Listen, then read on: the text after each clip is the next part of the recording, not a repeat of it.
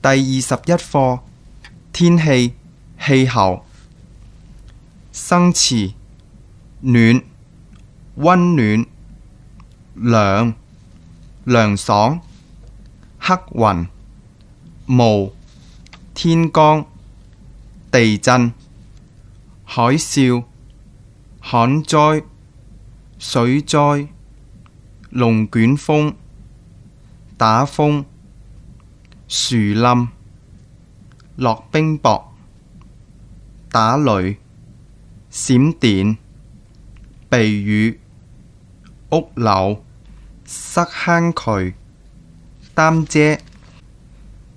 今日嘅天氣點樣啦？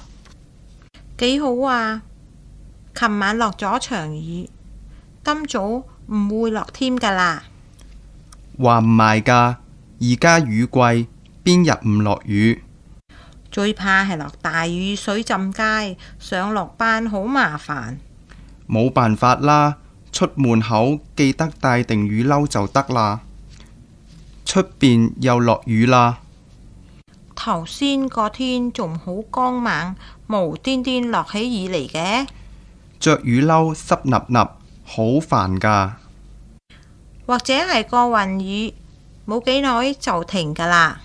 長命雨就有，都係着雨褸啦，橫掂都帶咗嚟。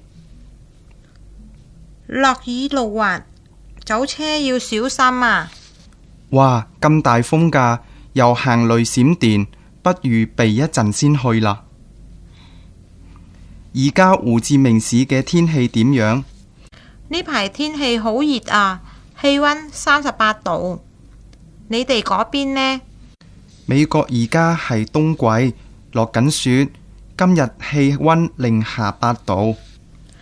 我哋呢度熱得犀利，日頭出街好曬，坐喺屋企都滿身大汗。咁你就錯啦，落起大雪，邊度都係雪，成日病喺屋企好悶㗎。